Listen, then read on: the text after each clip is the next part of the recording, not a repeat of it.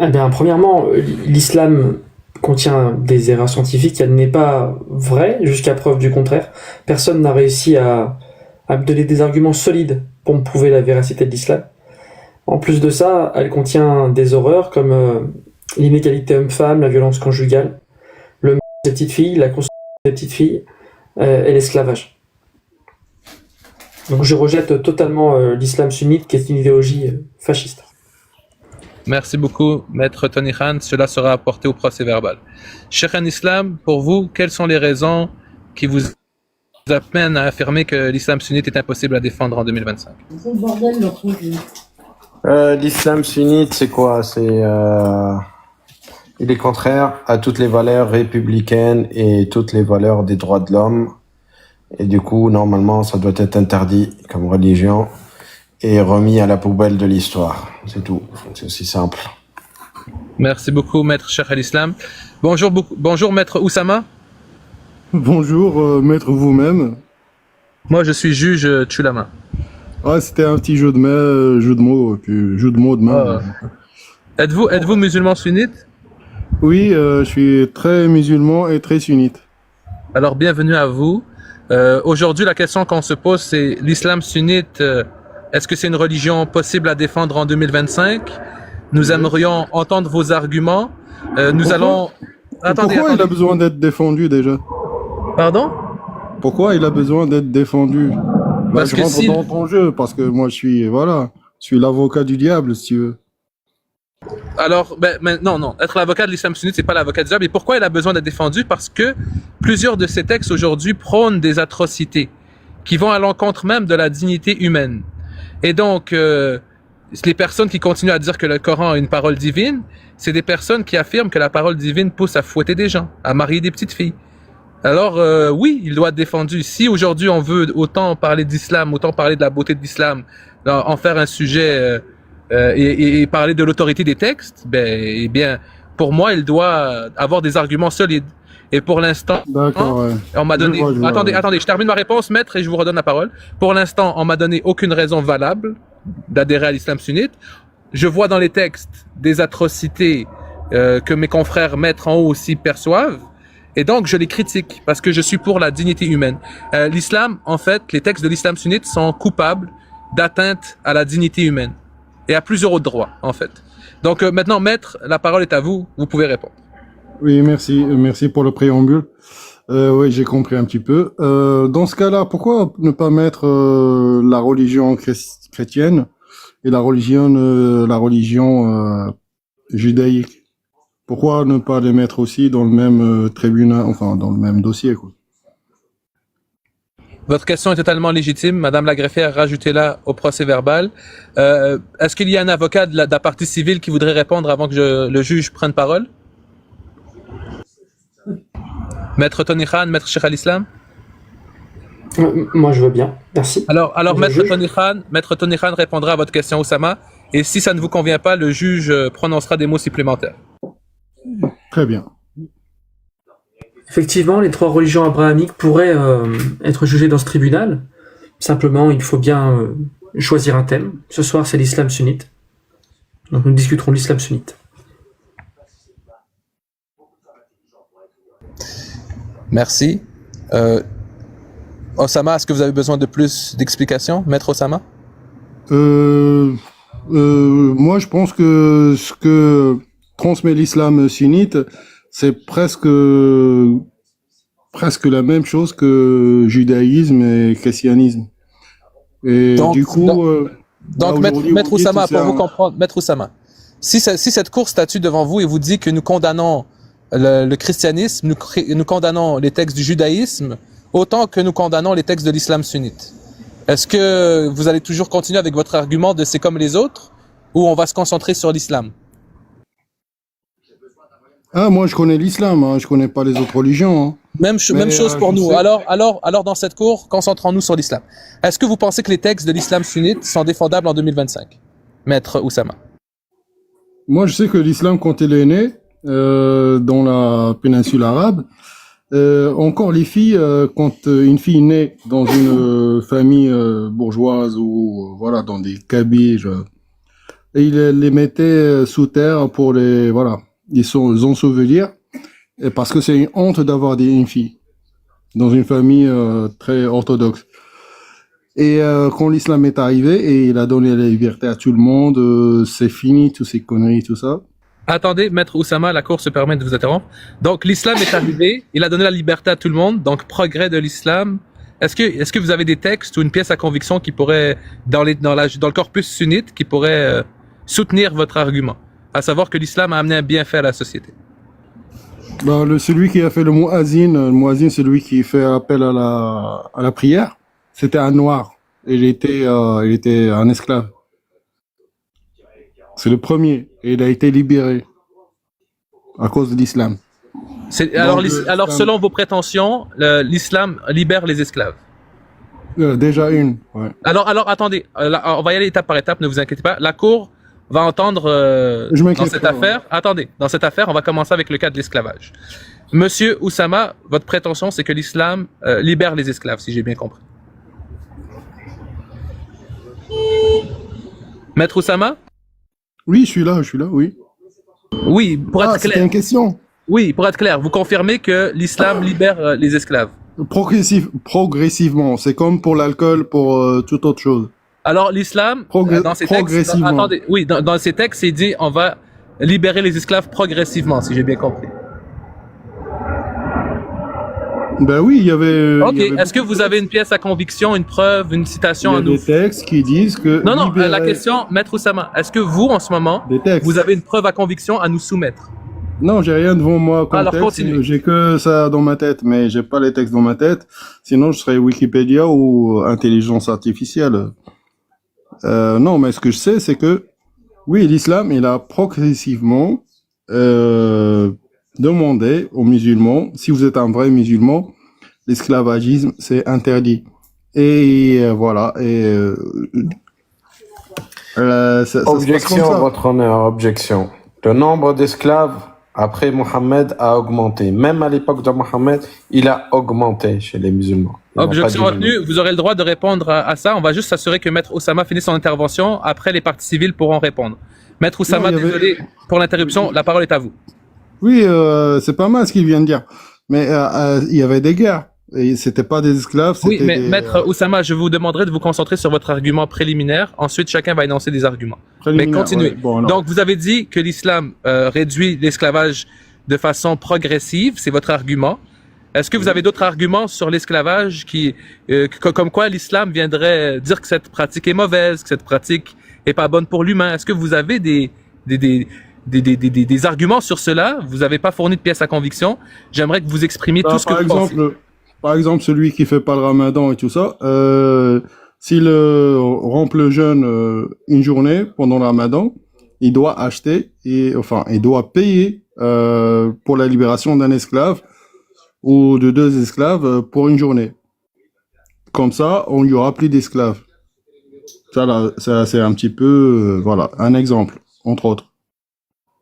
Et celui qui libère un esclave, il a ça, voilà, et il a bien fait. Il aura des hasanat. Et il y a plein de hadiths qui demandent aux musulmans d'en finir avec cette histoire d'esclavage. Et que tout le monde est sawasiya. Je sais pas comment l'expliquer en français, mais tout le monde est pareil devant Dieu. Noir, blanc, n'importe. Tout le monde est pareil devant Dieu. Parfait. Désolé de vous interrompre, Maître Oussa, vous avez parlé de hadith et de textes. Avez-vous les sources exactes? Là, j'ai pas préparé. Parfait. Vous pouvez dire non. C'est juste pour le compte rendu de la j'ai dit l'essentiel. Voilà, ça existe. Les Parfait. Alors, merci pour vos arguments. Je pourrais les préparer pour. Oui, mais c'est pas grave. On va laisser les parties civiles répondre et je vais leur poser les mêmes questions. Je vais leur demander s'ils ont des pièces à conviction à déposer. Mais l'esclavage, moi, c'était juste un exemple sur l'islam. Oui, mais c'est un exemple très intéressant. On va voir ce que les parties civiles ont à dire et on passera au prochain sujet après. D'accord, Maître Oussama? Il n'y a pas de souci, monsieur. Parfait. Merci, Maître Oussama. Je vous invite à fermer votre micro. Maître Cheikh al-Islam, vous pouvez réagir à son argument ou émettre votre argument sur l'esclavage. Et ensuite, ça sera Maître Tony. Donc, le prophète Mohammed, c'est Abu Bakr qui a affranchi Bilal, parce que au début, à la Mecque, personne ne voulait suivre Mohammed, et les adeptes se comptaient sur le nombre des doigts. Et donc, Abu Bakr, quand il a vu que Bilal était musulman, il l'a acheté et affranchi pour acheter des voix, quoi, pour acheter des musulmans. Mais le Coran est explicite. Il te dit la loi du talion s'applique sur l'homme libre contre l'homme libre et l'esclave contre l'esclave. Allah a dit à son prophète, on t'a autorisé les femmes auxquelles t'as donné la dot, ainsi que la possession de tes mains, ça veut dire les esclaves, que tu as pris parmi le butin de guerre. Ça veut dire tu prends des esclaves parmi les butins. Le prophète, sallallahu alayhi wa sallam, il a échangé 2 esclaves noirs contre un esclave blanc. Le prophète, sallallahu alayhi wa sallam, il avait des esclaves jusqu'à la fin de sa vie. Et une des femmes du prophète a affranchi 2 esclaves. Le prophète était fâché. Il lui a dit, pourquoi tu les as pas donnés à ta famille, ça serait mieux. Comme ça, il s'est fâché. Parce qu'elle a affranchi des esclaves. La preuve irréfutable, c'est que le nombre d'esclaves ça a été multiplié, c'était un nombre exponentiel. Ça veut dire, ça a explosé. Le nombre a explosé d'esclaves et la traite à musulmans. Maître Cheikh al-Islam. C'est fini. Et la traite négrière, le commerce triangulaire, ça veut dire les Arabes qui allaient acheter des esclaves aux Africains et puis les revendre aux Européens. Merci. J'ai fini, votre honneur. Oui, je voulais demander si vous avez des pièces à conviction ou des citations, des sources à déposer pour la greffière. J'ai le Coran, c'est ce que je vous dis. La loi du talion, Allah il dit l'homme libre contre l'homme libre et l'esclave contre l'esclave. Et il te dit ça veut dire une esclave croyante mieux qu'une esclave non croyante. Il te le dit, ça veut dire que tu peux être esclave et croyant. Et il te dit aussi, au prophète, on t'a autorisé les esclaves que tu as pris parmi le butin de guerre, les femmes, de coucher avec. Et il te dit, qad aflaha al-mu'minun, ça veut dire les croyants sont certes les meilleurs ou les gagnants, ceux qui se préservent seulement, ils gardent leur chasteté, seulement ils ne couchent qu'avec leurs femmes ou leurs esclaves. Le Coran, les sources. Est-ce que tu as un verset ou deux ou la greffière note juste le Coran comme source? Je vais te les écrire dans le chat. Parfait. Madame la greffière, vous allez comptabiliser son écriture. Maître Tony Khan, c'est à votre tour et je vous demanderai après votre argument si vous avez des pièces à déposer. Merci, monsieur le juge. La question est sur l'esclavage. Oui, la question est sur l'esclavage. Bien sûr. Et comme un tabouret de guingois, elle reposera sur 3 points. 3 hadiths. Le premier, le hadith Abu Daoud 33-58, qui nous explique que le prophète a acheté un esclave pour 2 esclaves. Ensuite, je vais montrer avec un second hadith que, en plus d'avoir acheté un esclave, le prophète avait un esclave. C'est le hadith Al-Bukhari 42-34. Mohammed avait un esclave nommé Midam. Et pour mon dernier point, je vais utiliser le hadith Al-Bukhari 25-92, qui nous explique que la libération des esclaves n'est pas la meilleure chose à faire pour les esclaves. Au contraire, donner un esclave à un membre de la famille est meilleur que de libérer un esclave. Merci, monsieur le juge. Merci, maître Tony. Les citations et les numéros des hadiths ont été notés. Avez-vous des pièces, est-ce que vous voulez les afficher pour qu'on les prenne conscience ou ce n'est pas nécessaire selon vous, maître? Je peux écrire les numéros dans les commentaires. Parfait. Donc, on va prendre des citations. Donc, maître Oussama, la partie a énoncé ses prétendus. Vous avez reçu des sources qui vont être écrites dans le chat. Vous avez le droit de réagir. Entendu. Oui, j'ai entendu, oui. Et ça m'a fait mal aux oreilles quand même de savoir que notre prophète, il avait des esclaves.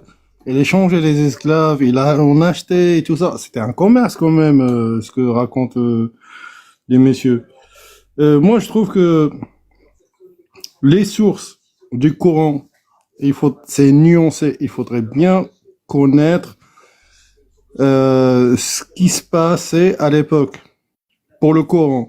Mais pour les hadiths, je peux dire que c'est faux, totalement faux. Quand l'islam, il donne la parole à un noir africain, celui qui va faire le premier appel de Adan pour aller faire la prière, c'est là, il y a tout un symbole. Si vous parlez des esclaves et tout ça, comme si c'était des pièces de monnaie ou je sais pas, qu'on pourrait échanger entre familles et tout ça, dans des hadiths ou je sais pas ou d'où vous sortez ça. Bien sûr, on va vérifier vos sources, mais dans le Coran, il est clair et net que c'est impossible que l'islam soit pour l'esclavagisme. C'est impossible. Parfait. Voilà. Madame la greffière, notez l'argument de Maître Oussama, à savoir que dans le Coran, c'est impossible que l'islam soit pour l'esclavagisme. Donc, c'est noté, Oussama, ça va être pris en note dans le délibéré. Et vous avez affirmé quelque chose dans votre plaidoirie. Vous avez dit que Al-Bukhari 42-34, que Al-Bukhari 25-92, que Abu Daoud 33-58 pouvaient être des fausses sources, si je l'avais bien compris. Maître Tony Khan, vous avez entendu cette critique. Avez-vous une courte intervention de 30 secondes par rapport à cette remise en doute de ces textes? Bien sûr, monsieur le juge. Je vais simplement citer la sourate 33, verset 50. Seulement les premières lignes suffiront. Ô prophète, nous t'avons rendu licite tes épouses à qui tu as donné leur dot. Ce que tu as possédé légalement parmi les esclaves que Dieu t'a destiné. Que tu as possédé légalement parmi les esclaves que Dieu t'a destiné. Merci, monsieur le juge. Merci beaucoup, Maître Tony. Maître Oussama, après avoir, vous nous avez entendu, la parole est à vous. Vous pouvez continuer. Non, pour le Coran, je vais vérifier, hein. Et vérifier ce que ça donne. Avez-vous un Coran sous les yeux? Non. Est-ce qu'un des avocats de la partie civile peut afficher Ce verset? Oui. Bien sûr. D'accord. Allez le chercher, affichez-le. Je vais vous mettre en grand. Nous allons procéder. Ok. Attendez, je vais vous mettre en grand. Madame la greffière, procédez à la déposition de la pièce 01. Est-ce que je peux voir en arabe, s'il vous plaît, de plus près? Ah ben, c'est à l'envers. Oui, attendez. Cheikh Al-Islam, êtes-vous toujours avec nous? Des nôtres, Cheikh Al-Islam? Parce que Cheikh Al-Islam est un arabophone, il pourra s'assurer. Ah oui, vous êtes toujours avec nous? Oui, si je peux le lire, oui. Donc attendez, Tony Khan va nous présenter sa pièce 01. Ensuite, Cheikh Al-Islam pourra lire en arabe et assurer une traduction. Et Maître Oussama, vous pourrez réagir. Donc, Monsieur Tony Khan, présentez-nous la pièce 01, s'il vous plaît. Alors, attendez, parce que du coup, avec le téléphone, c'est pas dans le bon sens. Donne-moi le début du verset, je vais te le lire en arabe. Ouais, j'ai appris le Coran par cœur. C'est quoi le début? C'est là? C'est de gauche à droite? C'est quoi droite le à gauche? verset dont tu parles là? Ah, 33-50. Oui, dis-moi le début en français et je vais le lire en arabe. Ô prophète, nous t'avons rendu licite tes Ya épouses. ayyuhan nabi. Ok. Ô prophète, ya ayyuhan nabi. Inna ahlalna ilayka. Nous avons rendu halal ou autorisé les femmes. Inna ahlalna ilayka. Azwajak. Tes femmes ou tes épouses auxquelles t'as donné une dot. Inna ahlalna ilayka azwajak allati ataytahunna ujurahunna. L'ajr, c'est le salaire ou la dot en arabe. D'accord? C'est le salaire en arabe, mais dans ce sens-là, c'est la dot. Ainsi que wama malakat yaminak, ainsi que la possession de ta main, ça veut dire les esclaves.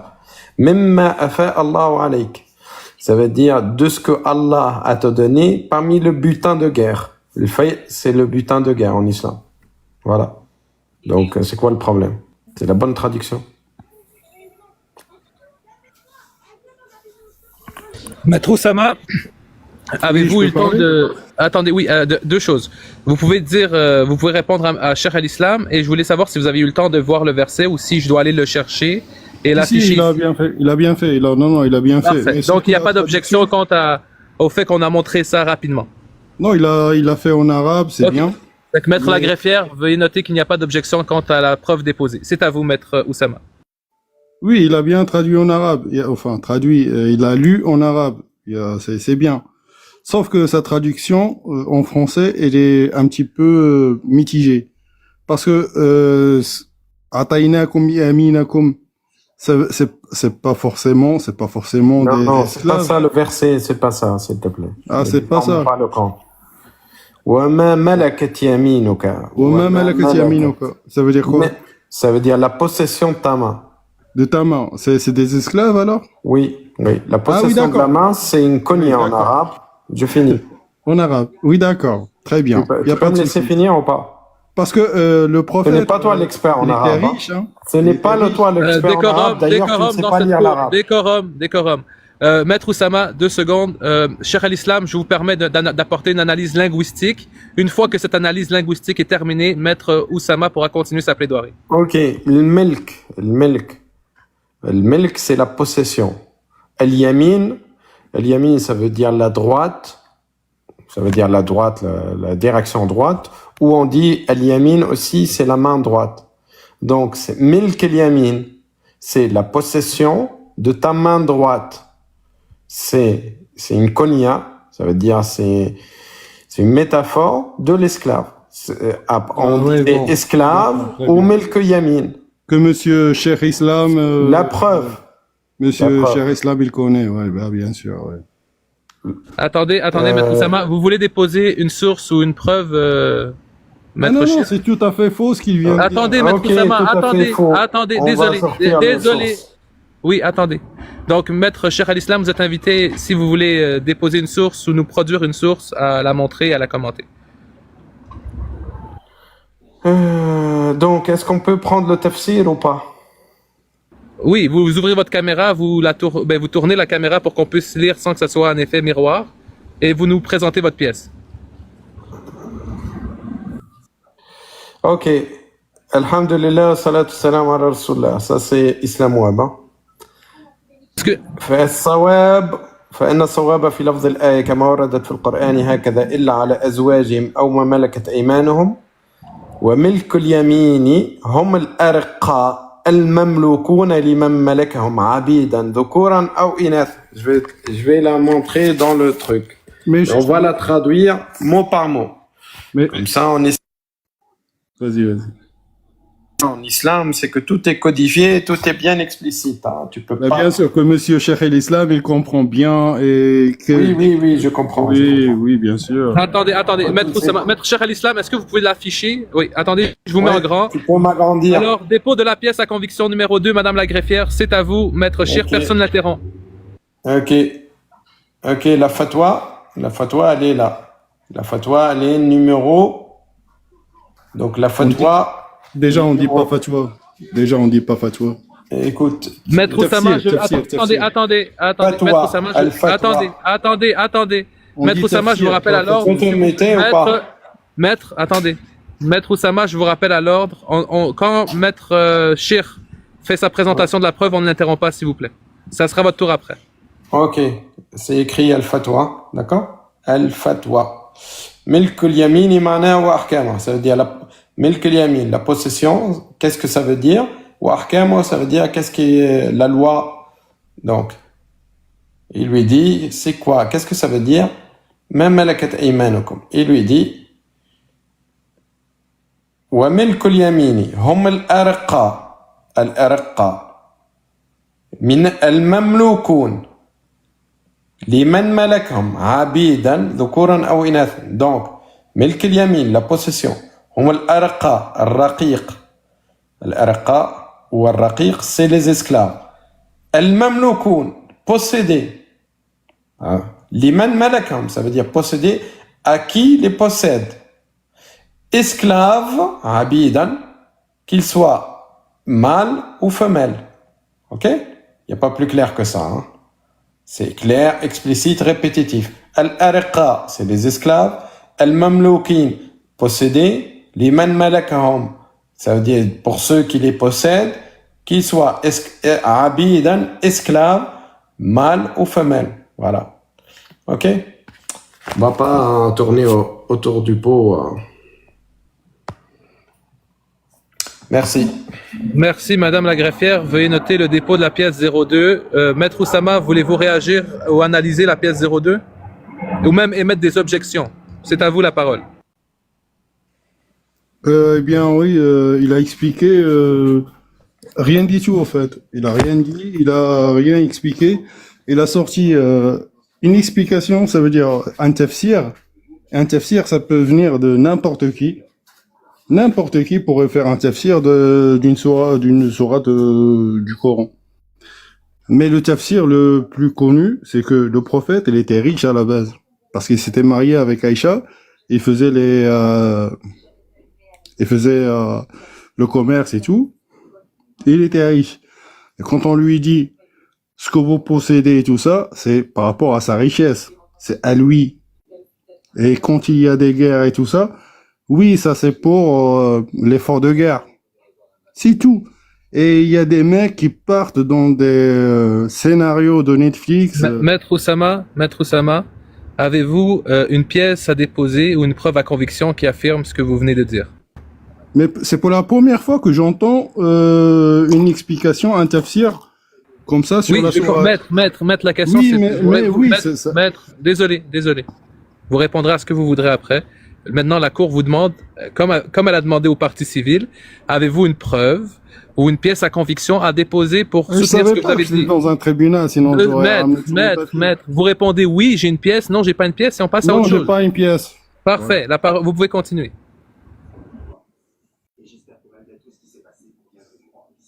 Non, j'ai pas de pièce, mais je vous dis la vérité, hein, je connais bien l'arabe, j'ai étudié l'arabe, j'étais le meilleur, voilà, à la fac en arabe. Et explication toute simpliste et tout ça pour un arabe qui connaît bien sa langue. Non, ça a rien à voir avec ça a rien à voir, mais pas du tout avec les esclaves. Le mec, il prend un truc, je sais pas, et travestit toute une phrase, et il sort des choses que c'est pas possible d'ailleurs. C'est impossible. Mais il est noté dans le procès verbal que Tony Khan a sorti 3 hadiths avec la source et les numéros. Il a affiché un verset du Coran dont vous n'avez mis aucune objection quant à la preuve. Cheikh al-Islam vient nous afficher une fatwa. Est-ce que vous avez quelque chose à nous afficher ou à nous montrer, autre que votre parole personnelle? Déjà, on dit pas fatwa, on dit tafsir. C'est un problème. Déjà, s'il connaît pas ça, donc il connaît mieux que Islam Web, hein. Tenu par la Maître cher, même si on a envie de réagir, on le laisse terminer, s'il vous plaît. Continuez, Maître Oussama. Voilà, juste pour rappeler que c'est un tafsir. Un tafsir, ça veut dire explication. C'est comme le Talmud. Il y a comment s'appelle celui des Juifs? Leur livre. La Torah. Il y a la Torah et il y a le Talmud. Le Talmud, ça explique la Torah. Et le monsieur, là, il nous explique, et il parle d'ailleurs bien l'arabe et tout ça, je félicite. Mais ce qu'il dit, c'est pas une fatwa, c'est un tafsir. C'est un tafsir, ça veut dire explication de ce qui est écrit dans le Coran. C'est pas une fatwa, déjà, pour expliquer. Et après, lui, voilà, si je vous dis non, si je vous dis voilà, je vais acheter 1 kilo de pommes de terre. Je vais acheter 1 kilo de pommes de terre. Dans sa tête, lui, il va dire je vais acheter 1 kilo de pommes. Alors les pommes, ils sont ceci, cela. Et les pommes, il y a des vers de terre dedans et ceci. Et les vers de thon, c'est ceci, ils vont faire et de terre en plus. Voilà, c'est ça l'explication qu'il essaie de nous faire. Voilà, c'est tout, c'est aussi simple que ça. Mais il y a d'autres tafsirs qui disent le contraire de ce que vient de dire monsieur. Mais lui, il est parti sur un tafsir, je sais même pas d'où ce qu'il vient. Voilà. Maître, avez-vous un tafsir à nous afficher? Ben non, je suis pas préparé pour ça. Moi, pour dire la vérité, moi, je suis pas pour parler d'islam. C'est totalement correct. Oui, et vous avez fait une allégorie avec les tomates, les carottes. La Cour a besoin d'un peu plus d'informations pour la compréhension optimale. Qu'est-ce que vous vouliez dire avec vos tomates, les pommes de terre qui seraient des pommes? Bah, c'est comme si quelqu'un prend une phrase, tu viens, voilà, tu vois la phrase et tout, et tu veux en sortir un jus de légumes à ta sauce. Tu comprends ce que je veux dire? Par exemple, si je prends une phrase... Donc, attendez, pour bien comprendre, pour mettre au procès verbal, on ne peut pas faire de l'islam sunnite un jus aux légumes à notre sauce, selon Maître Oussama. Voilà, c'est pas mal, oui. Merci. Donc, pour conclure sur le sujet d'esclavage, je vais laisser aux parties civiles une dernière analyse de l'argument et peut-être qu'ils ont des choses à rajouter. Ensuite, Maître Oussama, vous aurez le droit de réplique finale pour l'esclavage et peut-être pourrons-nous passer sur un autre sujet de la beauté de l'islam sunnite. Donc, Maître Tony Khan, la parole est à vous. Vous pouvez analyser ou amener des points supplémentaires pour qu'on rajoute au procès verbal. Merci, monsieur le juge. Je vais simplement rappeler. Verset coranique à l'appui. Hadith Sahih et tafsir explicatif du verset coranique. Merci. Rien d'autre à ajouter.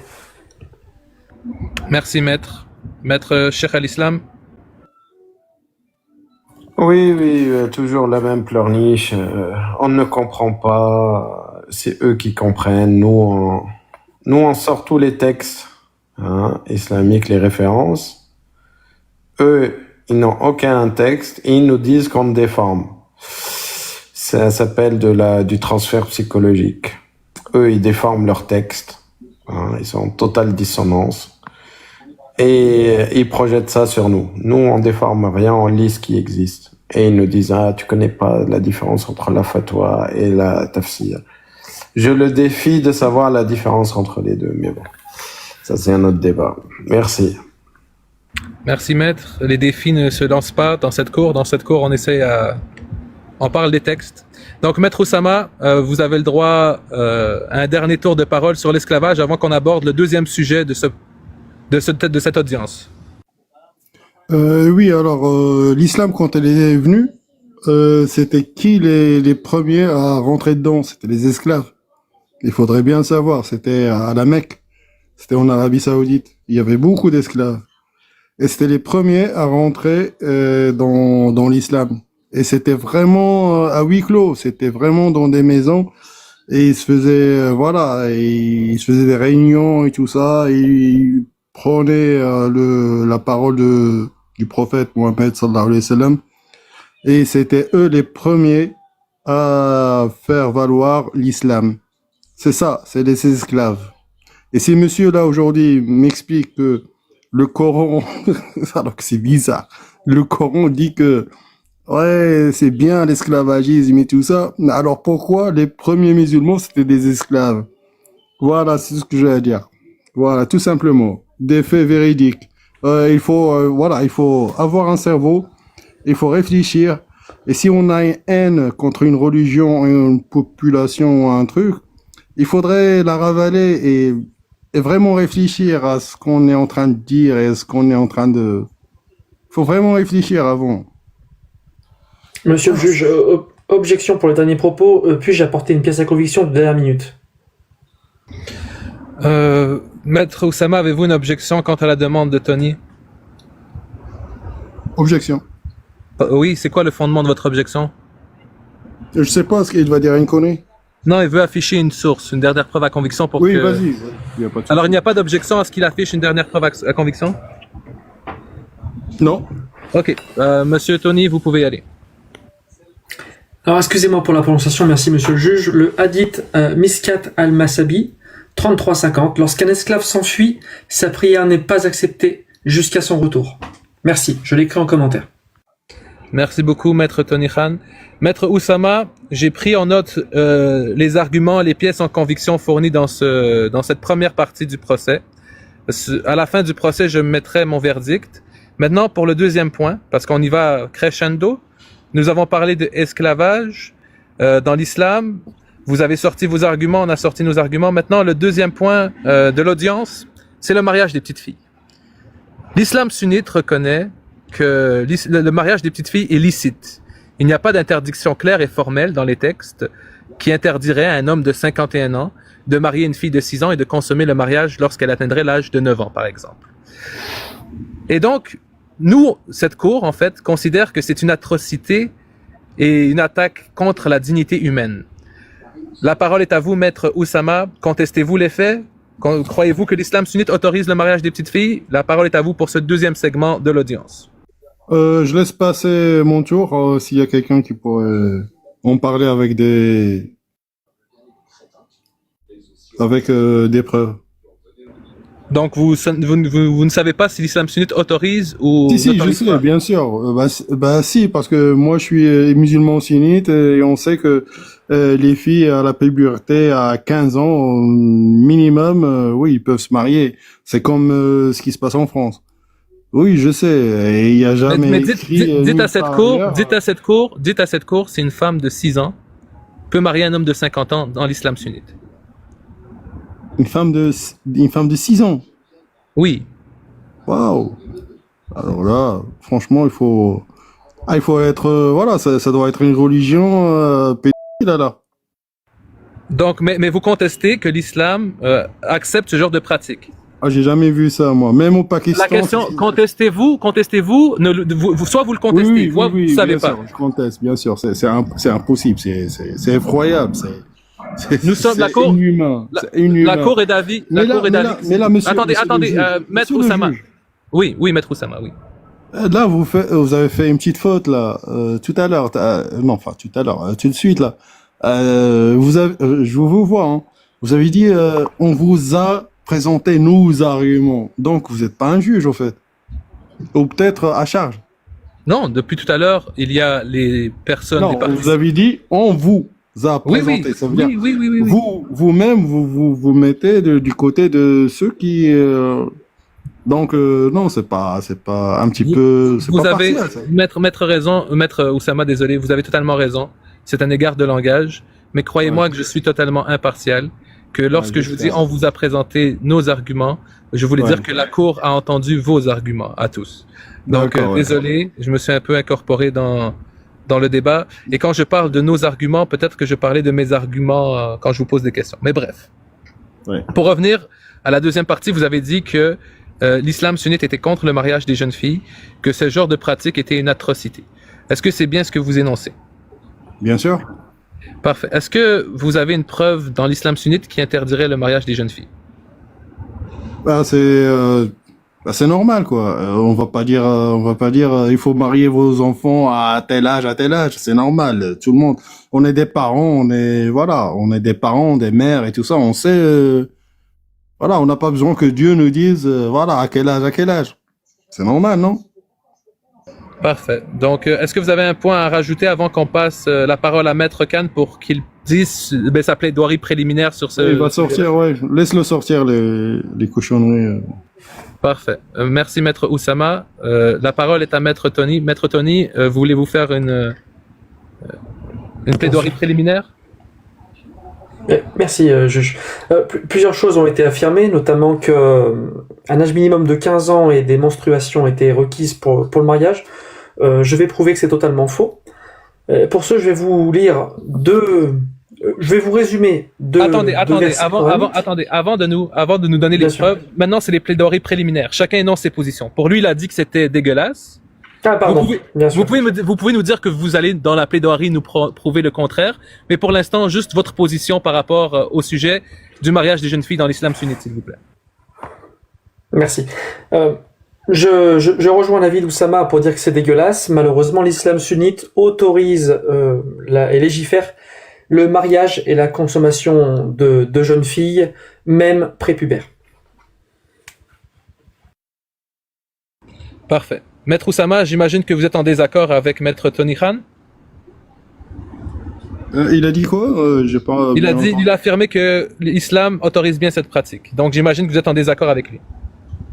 À mon avis, franchement, même dans la séquence là historique, quand il y avait des peuples de, je peux pas donner les noms parce que vous allez pas connaître, mais en Arabie Saoudite à l'époque, il y a 1400 ans, va toucher la fille de 9 ans ou 8 ans et tout ça, va la toucher, juste la toucher, et tu vas voir ta tête, il va atterrir dans un autre lieu. Voilà, c'est tout. Merci beaucoup. Maintenant, Maître Tony Khan, vous avez fait des affirmations. C'est le temps des plaidoiries. On va commencer avec Maître Tony Khan qui a fait une affirmation, qui a dit c'est permis en islam sunnite, et vous qui avez dit ce n'est pas permis. Donc, Maître Tony Khan, pouvez-vous démontrer, pouvez-vous expliquer ce que vous affirmez?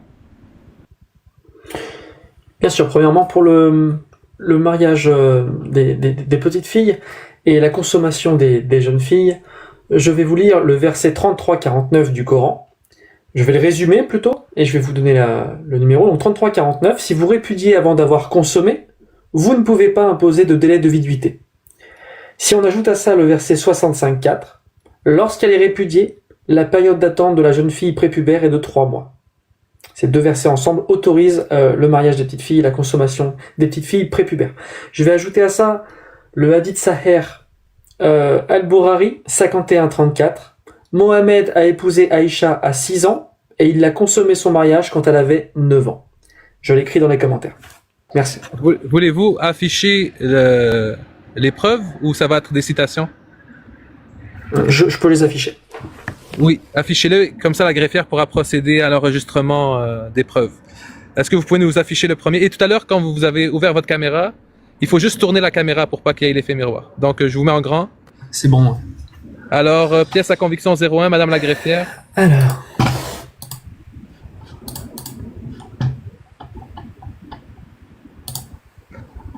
Regardez comment que ça marche. Vous allez présenter votre preuve. Une fois que vous avez présenté votre preuve à conviction, je vous laisse en grand. Nous allons voir s'il y a une objection. S'il n'y a pas d'objection, on pourra passer à la prochaine. Donc, pièce à conviction numéro 4 dans le procès sera 2 verset 49. C'est à vous, maître. Ouais, verset 33. Sourate 33, verset 49. Ô vous qui croyez, quand vous avez marié avec des croyantes et qu'ensuite vous divorcez d'elles, avant de les avoir touchées, vous ne pouvez leur imposer de délai d'attente. Donnez-leur jouissance d'un bien et libérez-les par un divorce sans préjudice. Sourate 33, 40. Oui, attendez. Analyse de cette pièce. Qu'est-ce que vous voulez démontrer avec cette pièce pour le procès verbal? Je veux d'abord démontrer que si on ne consomme pas une femme mariée, on ne peut pas lui imposer de délai d'attente lors d'un divorce. Parfait. Ce qui est un point important de la démonstration avec le verset suivant. Parfait. Attendez, maître Oussama, avez-vous une objection quant à la recevabilité de cette preuve? Non, parce qu'il a parlé de consommation. Attendez, juste sur la preuve, juste sur ce qui est affiché. Oui, je suis d'accord. Il faudrait quand tu divorces. Parfait. Alors, on vous laissera dans votre plaidoirie répondre. Passez à la présentation de la preuve 02, s'il vous plaît, maître Tony. 05, je veux dire, dans le procès. Désolé. Sourate 65, verset 4. Si vous avez des doutes à propos de la période d'attente de vos femmes qui n'espèrent plus avoir de règles, leur délai est de 3 mois. De même pour celles qui n'ont pas encore de règles. Je lis le verset pour finir. Et quant à celles qui sont enceintes, leur période d'attente se terminera à leur accouchement. Quiconque craint Dieu cependant, et lui facilite les choses. Donc on voit ici qu'on impose une période d'attente à une personne qui n'a pas encore de règles. Les deux versets étant mis ensemble, on peut consommer une petite fille prépubère. Merci.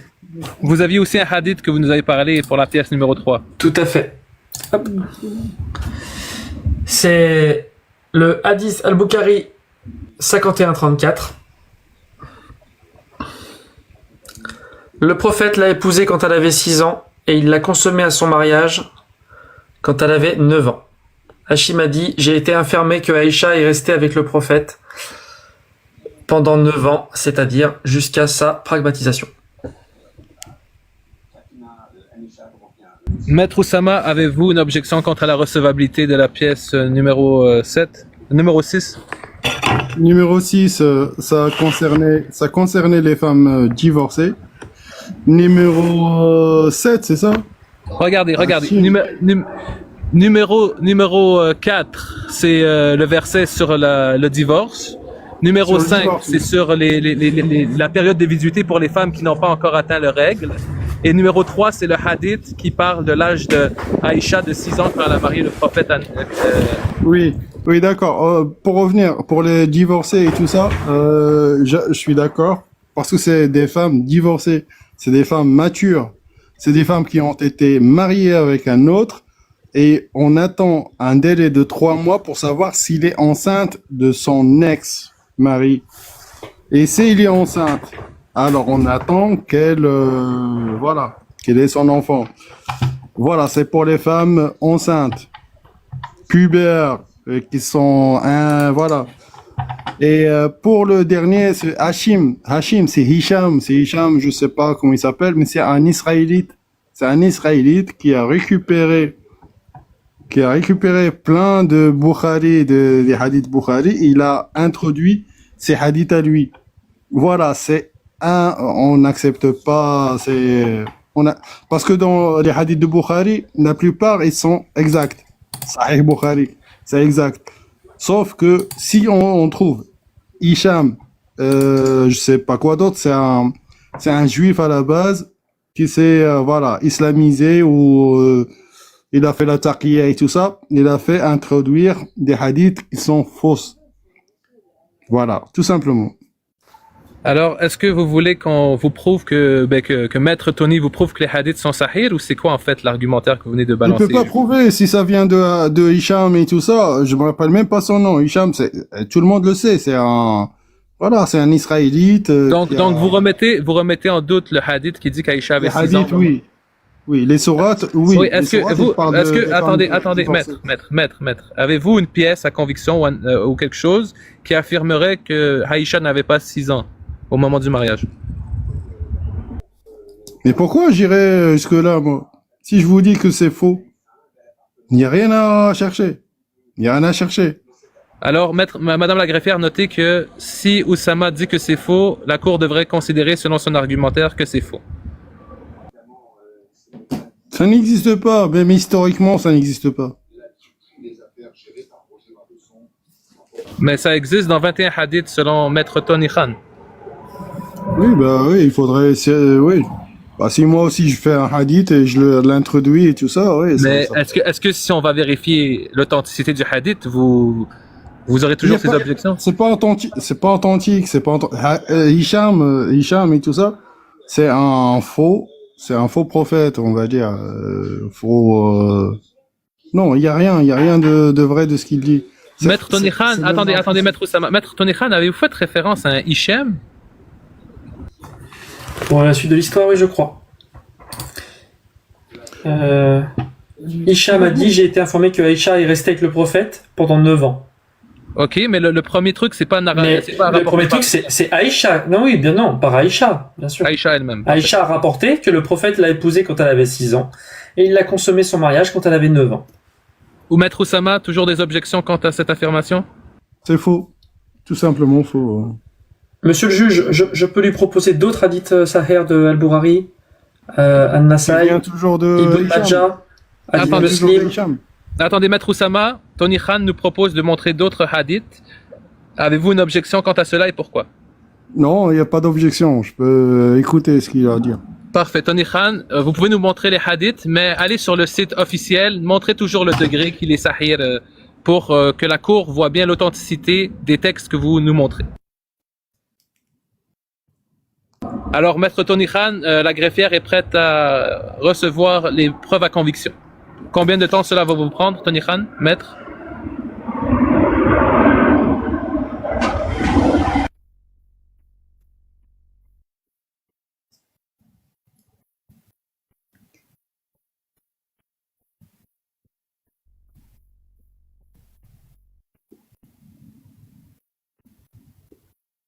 Maître Tony Khan?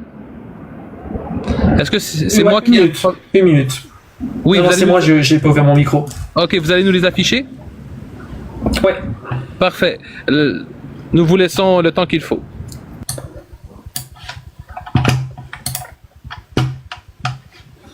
Ah, attendez.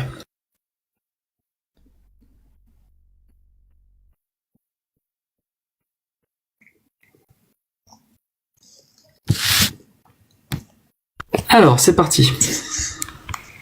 Parfait. Madame la greffière, veuillez recevoir la pièce à conviction numéro 07. 08 ou 07? 07. 08. Alors, monsieur le juge, je ne suis pas anglophone, si vous pouvez me le lire. Ok, Khadija died 3 years before. Alors, elle est morte 3 ans avant que le prophète parte vers Médine. Il est resté, continue. Il est resté là pour, oui, tu peux revenir à la ligne. 2 ans, 2 ans approximatifs, et là il a marié Aïcha quand c'était une fille de 6 ans, et il revient à la ligne. Il a consommé le mariage quand elle avait 9 ans. Le hadith numéro quoi? Pardon. Sahih al-Bukhari 38-96. Parfait. Maître... ok. Maître Oussama est revenu. Je croyais qu'il avait fui, mais je crois qu'il a eu un problème technique. Donc, nous pouvons continuer la présentation des pièces à conviction. Madame la greffière, veuillez noter cette preuve. Attendez, avant de changer, revenez sur cela. Maître Oussama, avez-vous une objection à formuler quant à la preuve qui vient d'être présentée? Oui, bien sûr. Il n'y a pas de souci. Oui, allez-y, parce objectif. que déjà, le site, c'est quoi le site déjà? Le site internet? Sunna. Oui, j'ai vu. Sunna, comme. Franchement, je trouve pas ça terrible comme source. Et Quand même. non. Attendez, si. laissez-le y mettre son objection. On va prendre note en procès verbal, mais nous savons la Cour que c'est un site qui est reconnu. C'est un site qui compile plusieurs hadiths. Vous pouvez aller même vérifier par vous-même.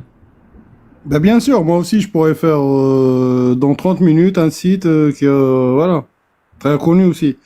Non, mais c'est Attendez, il y a la source officielle dans les livres. Monsieur, en bas, dans référence, regardez, référence, pouvez-vous lire le gris non, commencez l'autre côté, au bout. Ah, Ok. pardon. USC, MSA Web English Reference, volume 5, le livre 58, le hadith 236, dans Sahih al-Bukhari, dans le livre 63. Donc, en bibliothèque, vous pouvez prendre une capture d'écran et aller vérifier cela en bibliothèque. Oui, bien sûr. Mais c'est qui a raconté ça? Est-ce que c'est Hicham? C'est toujours Hicham, hein. Vous allez voir. Non. Ok, ça c'est par le père de Hicham. Mais revenez sur le hadith narraté par Aïcha, s'il vous plaît, maître Tony. Ah, pardon. Donc ça, narrated by Aïcha, vous le voyez bien. Pouvez-vous nous lire le hadith, s'il vous plaît, maître Tony? Alors, le prophète l'a mariée quand elle avait 6 ans et il a consommé le mariage quand elle avait 9 ans. C'est Aïcha qui dit ça. Et Aïcha dit également que Hicham a dit qu'il a été informé que Aïcha remain. Restez. Restait avec le prophète pour 9 ans. Jusqu'à sa mort. Ce qu'il est, voilà, jusqu'à sa mort. Mais bref, mais regardez, avant même qu'on aille... Attendez, pardon? La partie arabe, s'il vous plaît. Ok, montrez-lui la partie en arabe, s'il vous plaît. J'arrive pas à lire, mais bon. Ça commence de l'autre côté, l'arabe, je crois. C'est même pas... Pour dire la vérité, c'est pas écrit... vous savez lire arabe? Vas-y. Ah non, je sais pas lire arabe. Attendez, la cour appelle s'il y a un expert de la langue arabe ou quelqu'un qui est arabophone. Non, c'est pas bien. Non, je suis arabe. Alors lisez, traduisez-nous. Non, lisez, mais c'est mal écrit. C'est comme si je vous dis, voilà, écrivez-moi le français en thaïlandais. Non, c'est mal écrit. C'est pas de l'arabe. Monsieur le juge, si vous me permettez, j'ai un expert en langue arabe dans les commentaires. Bien sûr. Oui, si par hasard il voudrait monter. Qui est-il? Jack le Fou. Maître Jack, d'accord. Jack le Fou, s'il est disponible. Maître Jack, je vous fais la demande pour la traduction. J'invite Maître Jack sur le champ. Un deuxième avis, c'est bien. Non, c'est le traducteur parce que nous ne sommes pas arabophones. Bonjour, Maître Jack. Oui, bonsoir. Bonsoir. Donc, bonsoir. Lisez-nous. Donc, attendez, Maître Oussama émet une objection à voir qu'en arabe, ça ne serait pas écrit cela. Donc, on vous laisse traduire ou expliquer, Maître Jack.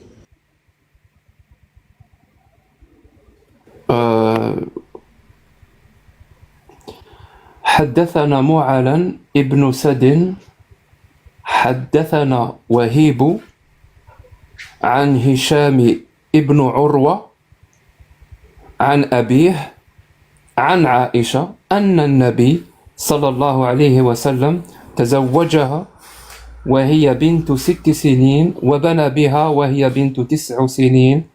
قال هشام وأنبأت أنها كانت عنده 9 سنين. Voilà, en gros, la première partie, c'est la chaîne de transmission, jusqu'au moment où il dit أن النبي صلى الله que le prophète, que la paix soit sur lui, تزوجها. Donc il s'est marié avec elle. هي بنت 6 سنين, quand elle avait 6 ans. وبنى بها, il a consommé le mariage. وهي بنت 9 سنين, quand elle avait 9 ans. وقال هشام, et Hicham a dit qu'elle est restée avec lui 9 ans. Merci. Maître Maître Oussama, Jack. Comment Oussama, attendez, maître Tony, maître Oussama, maintenant que nous avons amené un traducteur, contestez-vous toujours la version ou le hadith? Oui, bien sûr, c'est très bien parce que vous lui avez mis le texte au bon endroit. Moi, je l'avais à l'envers, pas de souci. Mais sinon, mais il y a toujours ce Hicham ibn Arwa. Je vous ai dit tout à l'heure que c'est un juif et qu'il a tout fait, Non, je sais je sais ce que vous voulez me dire. Non, mais Hicham, regarde, ceux qui ont raconté l'histoire. Non, Hicham ibn Arwa. Je dis Hicham ibn Arwa. Hicham ibn Arwa, celui qui raconte des histoires sur Bukhari, Hicham ibn Arwa, c'est un menteur. C'est un menteur, tout le monde le sait. Il y a que vous qui ne le savez pas. Non, il est dans les Anan. Le monsieur, il le sait, les Anan. Monsieur le traducteur, vous venez de dire Anan. Anan en arabe, ça veut dire, à votre avis, ça veut dire quoi? Monsieur qui vient de lire là tout de suite. J'ai pas compris la question. Anan. Anan. Oui, ça veut dire quoi? C'est le son que fait une moto. Non, une moto, oui, je sais. Moi, j'ai une moto. Mais le anana, ça veut dire, ça vient de celui-là. Ça vient de celui-là. D'après ça. Ah ouais, pourquoi tu me parles de moto? Parce que tu as dit anan. Je pensais que tu faisais C'est référence le à la moto. anana, mais ouais, c'était, ouais, bon, ouais, bref. Maître Oussama, continuez votre plaidoirie. L'expert en langue vous a répondu au mieux de ce qu'il comprenait. Hein, même la moto. L'expert de langue, est-ce que vous avez trouvé qu'il y avait un Hicham ibn Arwa dans le Anana? Alors la question est posée à Maître Jack le Fou. Il a le droit de répondre. C'est à lui.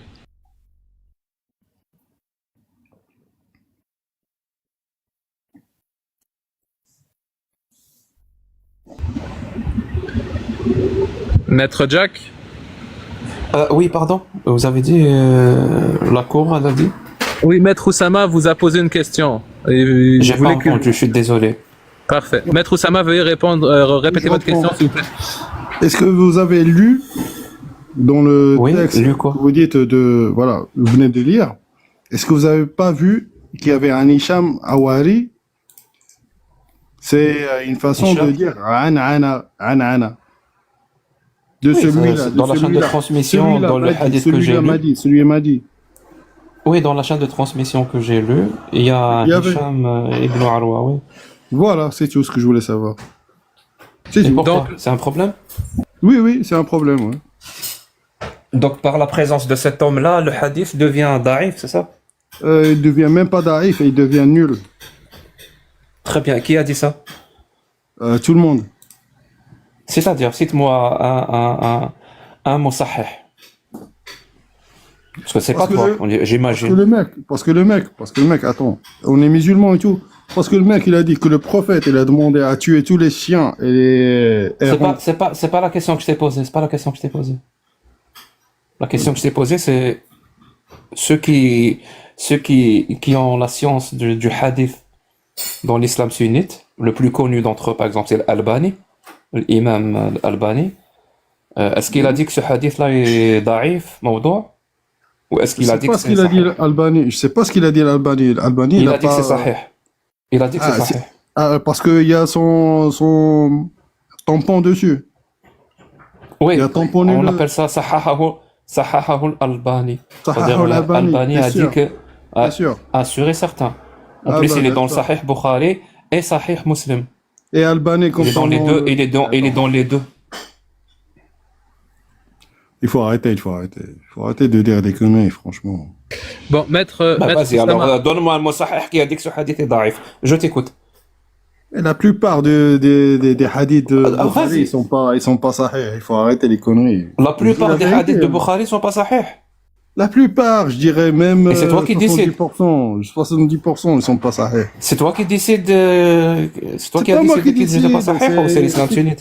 Si t'as un cerveau, si t'as un Alors, je un vais te cerveau dire, qui c'est une réfléchit. très bonne question. C'est une très très bonne question. Alors, j'ai un cerveau et c'est précisément pour cette raison-là, à cause de mon cerveau que j'ai utilisé, que je ne suis pas musulman. C'est bon? Bah oui, tu t'es Maintenant, contenté si de toi aussi lire, tu as les utilisé ton sahih. cerveau, alors Les sahih tu de dois arriver à la Bukhari, même oui, conclusion bah, que moi. bah, tu vas pas, bah, si tu lis les sahih de Bukhari, tu vas pas être musulman, c'est normal. Parce qu'il est dans Sahih Non, non, non, non, Bukhari. ni le Coran, ni l'islam, ni Dieu.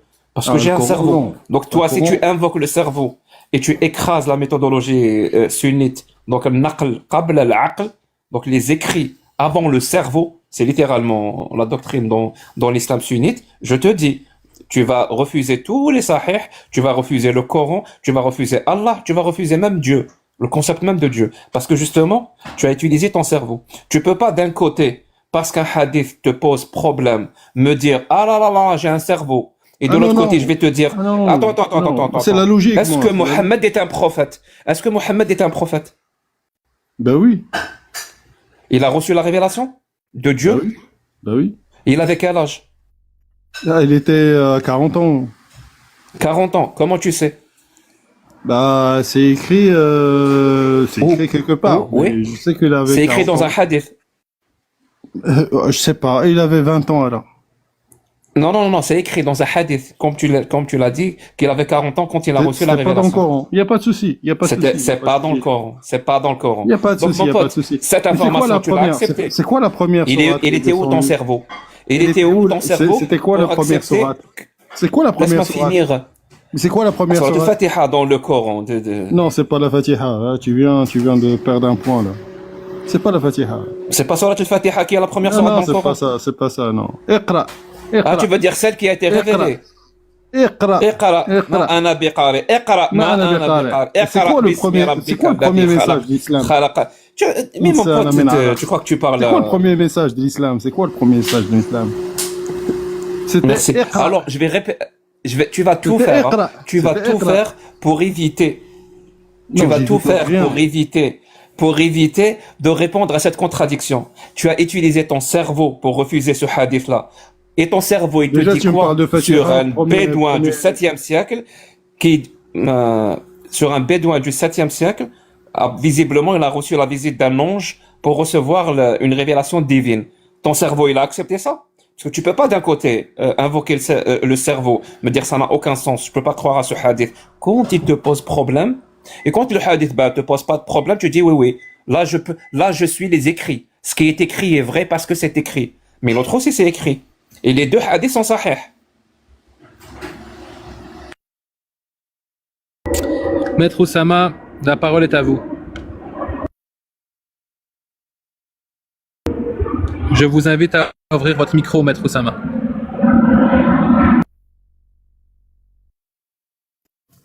Oui, merci de me donner la parole. Vous m'entendez? Oui, Maître Jack vous a posé une question très claire sur votre cerveau qui acceptait un exemple. À vous de répondre. Quel exemple? J'ai pas entendu. Maître Jack, pouvez-vous le répéter? Je peux répéter, mais c'est la dernière fois. Et avant qu'il me réponde, il doit répéter la question que je vais lui poser. Du moins la paraphraser ou la résumer. Ok? Alors je vais te dire, pourquoi tu as invoqué le cerveau, donc tu as refusé les écrits, contraire à la règle de l'islam sunnite qui dit naql qabla al-aql, les écrits avant la raison et avant le cerveau, pour me dire, ce hadith-là où Aïcha dit qu'elle s'est mariée avec le prophète à l'âge de 6 ans, et qu'elle a consommé le mariage à 9 ans, je le refuse parce que mon cerveau le refuse. Et quand je te parle d'un autre hadith où le prophète prétend avoir reçu la révélation divine d'Allah quand il avait 40 ans, celui-ci tu l'acceptes parce que c'est écrit, parce que ton cerveau ne peut pas accepter ce genre d'ânerie. Alors comment ça se fait que d'un côté, juste parce que l'information contenue ne te plaît pas, parce que ton prophète a commis un acte innommable, avec une petite fille, tu l'acceptes pas. Tu te dis, ah, mon cerveau l'accepte pas. Et l'autre, ben, tu l'acceptes. Alors que ton cerveau aussi ne l'accepte pas. Donc, soit on applique ton cerveau, tu vas tout refuser, même le Coran, même Allah, parce que ça contredit la raison, ou alors tu acceptes les écrits. Mais ne fais pas ce qu'on appelle de cherry picking. C'est-à-dire une cueillette des cerises. Tu fais ton marché. Ça me plaît pas, ça me plaît pas. Et après, tu prétends que ta méthode, elle est acceptable, elle est rationnelle, et elle est logique. Elle ne l'est pas. Parfait, Maître Oussama, veuillez reformuler sa question et y répondre. Oui, je comprends ce qu'il veut dire, en fait. Oui, Il dit- reformulez sa question pour s'assurer de la compréhension et répondez-y. C'est qui doit formuler, c'est moi? Oui, c'est à vous. Dites-nous ce que vous Oui, comprenez de j'étais sa question et répondez-y. Oui, j'étais en train de le faire, d'ailleurs. Je peux y aller? Oui. Alors, il me demande, parce que je lui ai parlé du cerveau.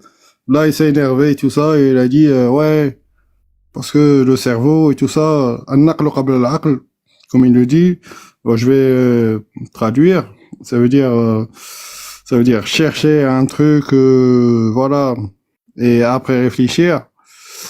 Non, moi je réfléchis avant de suivre. Sur la question, je lui ai posé- Objection, votre honneur. Oui, sur quoi vous Il a, sur il quoi a- porte il- votre objection? il a très très mal traduit cette phrase en arabe. Al-naqlu qabla al-aql. Elle dit pas du tout ça.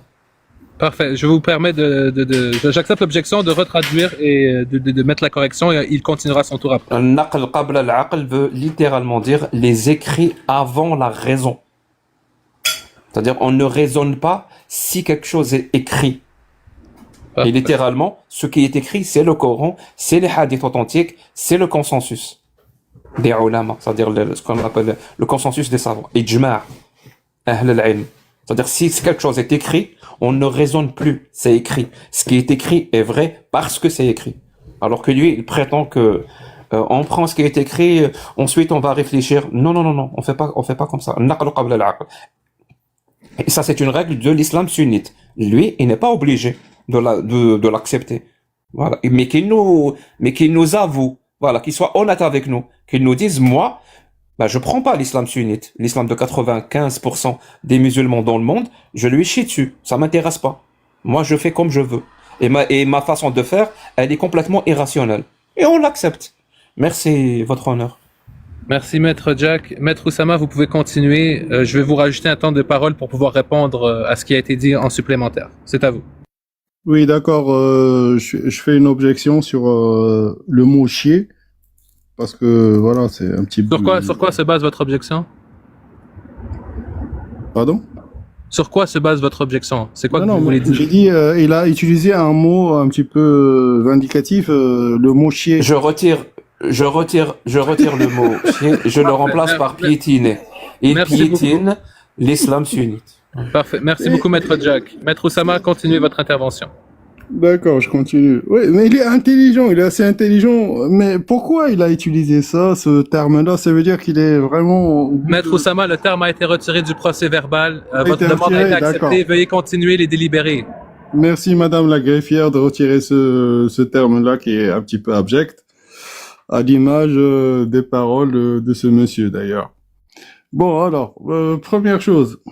Quand je lui ai demandé, c'était quoi la première chose qui est arrivée sur le prophète Mohammed sallallahu alayhi wa sallam? Il a dit Al-Fatiha. Donc il connaît pas l'islam déjà. C'était Iqra. Et Iqra, ça veut dire lis. Lis. Ça veut dire L-I-S. Ça veut dire lisez. Apprenez à lire, apprenez à écrire et tout ça. Apprenez les sciences, apprenez ceci, apprenez cela. C'est ça, la Objection, première. votre honneur. Ah bah voilà, Non c'est seulement- Attendez, il attendez, Maître résume pas Oussama. ma question. Attendez, Bon, allez, décorum. c'est bon. Attendez, Maître Oussama. Sur quoi se base l'objection? Donnez-lui 5 minutes, donnez-lui 5 minutes. Attendez, Maître Oussama. Sur quoi se base l'objection? Parce que non, j'ai objecté.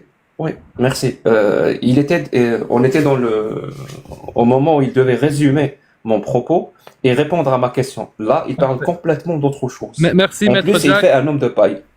Parfait, Maître Jack. Maître Oussama, c'est bien vrai, en recentrant le débat, continuez de dire ce que vous avez compris de ce que Jack vous avait dit et répondez-y. Ah, je viens de dire ce qu'il m'avait dit. Il m'avait dit que Alhamdoulilah, la sourate de Alhamdoulilah, c'était la première. Je lui ai dit non, c'est pas la première. Maître Oussama, regarde. Maître Oussama, 2 secondes, je vous donne la parole. La greffière Aïcha me rapporte quelque chose. Elle me dit... Attends, objection. Il a dit sourate. Attendez, maître, attendez. Elle n'existe pas. Je veux juste refaire le récapitulatif du débat. Alors, nous étions rendus au point où vous étiez en train de dire, j'ai compris que Jack a dit, vous avez dit une formulation en arabe. Jack vous a corrigé parce que vous n'avez pas dit la même formulation en arabe. Nous étions rendus là dans le débat.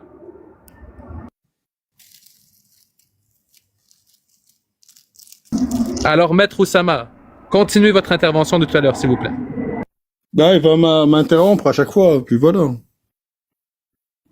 Je ne le laisserai pas faire, c'est votre tour de parole. Maître Oussama, vous avez 1 minute, c'est à vous, let's go.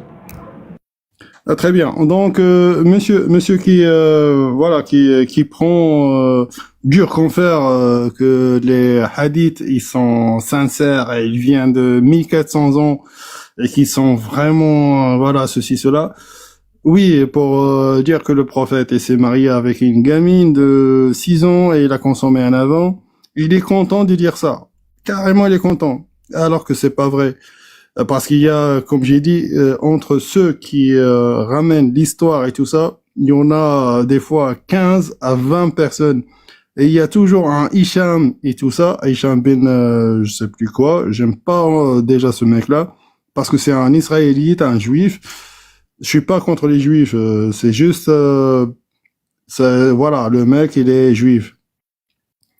Et le mec, tout ce qui est vraiment méchant contre l'islam, il y a ce mec-là qui est dans ses hadiths. Voilà, c'est juste. Merci, Maître Oussama. Maître Jack le Fou aura son tour de parole. S'il vous plaît, personne ne parle quand il parle. Ensuite, Maître Tony pourra donner son analyse et vous pourrez répondre. J'ai pas fini. Pardon? Oh, j'ai pas fini. Ok, finissez. Dès que vous finissez, Maître Jack le Fou pourra prendre son tour de parole. Mais, s'il vous plaît, pour le respect de l'administration de la justice, faites ça dans des délais raisonnables. 30-40 secondes, gros maximum. Et voilà, donc les sourates de l'islam et tout ça, dans le Coran, il n'y a pas de... Pour les esclaves, c'était vraiment pour libérer les esclaves.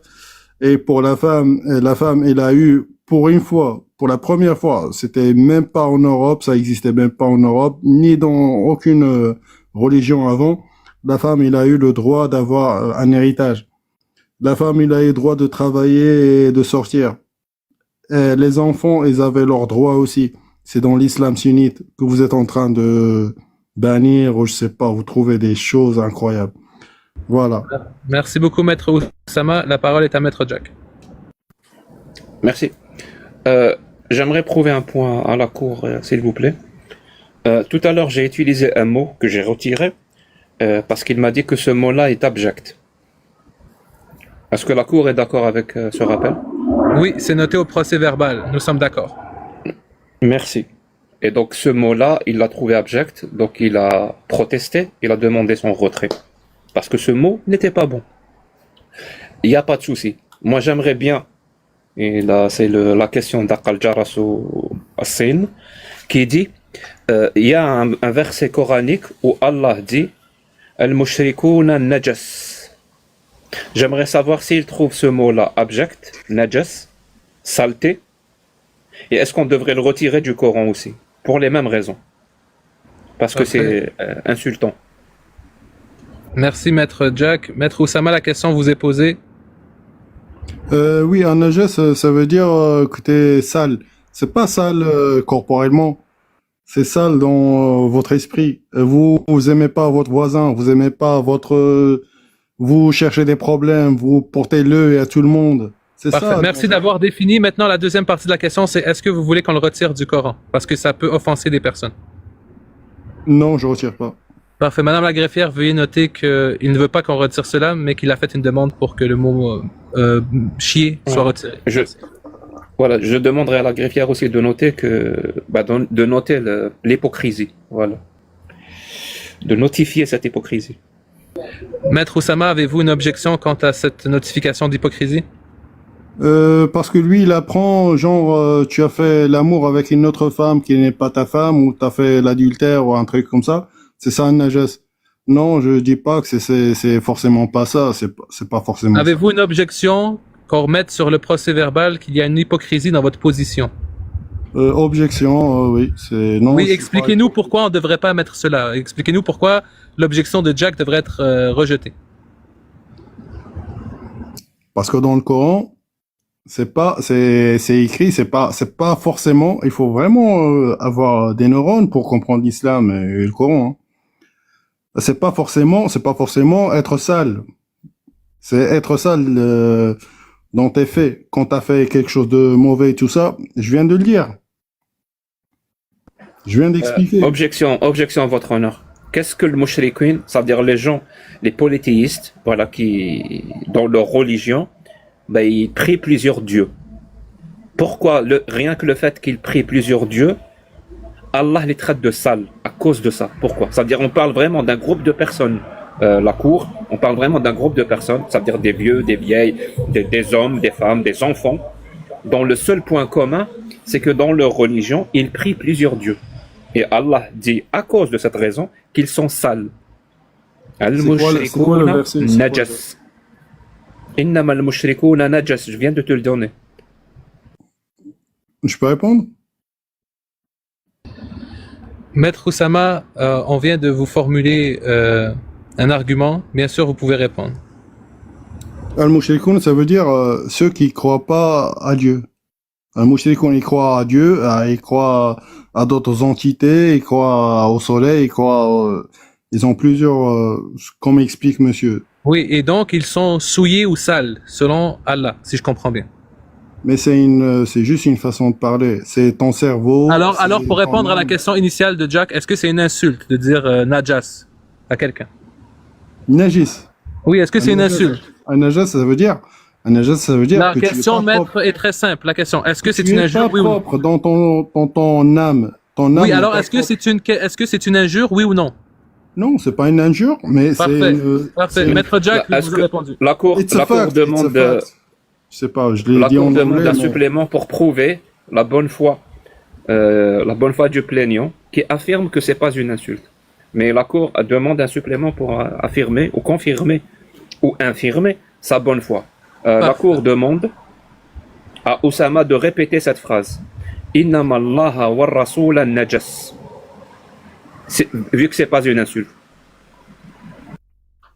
Tu sors cette phrase d'où déjà? C'est quoi le contexte? C'est quoi, je comprends pas. Il n'est pas en train de répéter la phrase. La cour demande, elle exige de faire un examen de sa bonne foi, que ce mot-là n'est pas une insulte. Donc il doit répéter, vu que c'est pas une insulte, d'après lui, que Allah est najas et le prophète est najas. D'accord. Si moi je te dis, par exemple, toi t'es un bipolaire. Il répète pas la phrase. On demande à la cour d'obliger la personne Donc, Madame la de se greffière, soumettre à cet exercice. Madame la greffière, notez que l'exercice lui a été présenté 2 fois, que dans les 2 fois, il ne l'a pas fait. La Cour va vous dire, Maître Oussama, vous avez affirmé dans le procès verbal que najas n'était pas une insulte, c'était une catégorisation. Il vous dit maintenant, ben, si on applique ce terme à Dieu ou à Mohamed, si j'ai bien compris, est-ce que c'est choquant ou c'est insultant, puisque najas, selon vous, n'est pas une injure? Donc, s'il vous plaît, commencez votre réponse par « il n'y a pas de contradiction puisque » ou sinon « oui, je ne peux pas dire ça puisque c'est une injure » ou sinon « non, je ne peux pas dire ça et voilà les raisons pourquoi ». Donc, est-ce que vous pouvez le dire ou non et est-ce que c'est injurieux ou non? C'est ça le fondement de la question. Donc, est-ce que vous pouvez répéter la phrase qui vous a dit? Jack le Fou, veuillez dire la phrase qu'il doit répéter, voir s'il est capable de le faire. Allah et le prophète sont najas. Parfait. Merci, Maître Jack. Madame la greffière, notez ça. Monsieur Oussama, êtes-vous en capacité de dire Allah et le prophète sont najas? La parole est à vous. Très bien, d'accord. Je commencerai par dire. La question, c'est êtes-vous en capacité? Oui, je suis en capacité. Non, je ne suis pas en capacité. Après, dites que vous... Est-ce que je peux dire une phrase? Maître. Oui, vous mais commencez par... Attends, oui, maître. Najas, ça veut dire impur. Maître, ça veut dire maître. Est-ce que Dieu est impur? Je suis désolé de fermer votre micro, maître. Écoutez, vous direz toutes les phrases du monde. Mais maintenant, je vous demande de commencer votre intervention par oui, je peux dire que Mohamed et Allah sont najas, ou non, je ne peux pas le dire. Et ensuite, vous expliquez ce que vous voulez. La parole est à vous, maître Oussama. Je vous invite à ouvrir votre micro.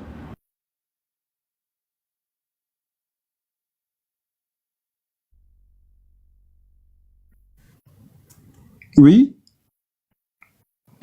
Êtes-vous en capacité de dire cette phrase? Êtes-vous en capacité ou vous n'êtes pas en capacité de dire cette phrase? Alors, je vais vous dire la phrase que vous voulez entendre. Oui, est-ce que vous pouvez dire Allah et le prophète sont najès ou vous ne pouvez pas le dire? Alors, tous les êtres humains, ils sont impurs. Madame la greffière, notez que Monsieur Oussama n'est pas capable de dire cette phrase. Merci. Mais pas Dieu. Et je prends ça comme une c'est- insulte. Hein. Je suis un être humain et je suis pas impur. Je suis désolé. Nous sommes tous impurs. Crois-moi. Parle pour toi. Pourquoi tu m'entraînes là-dedans? Je dois moi aussi être impur pour défendre ton Dieu?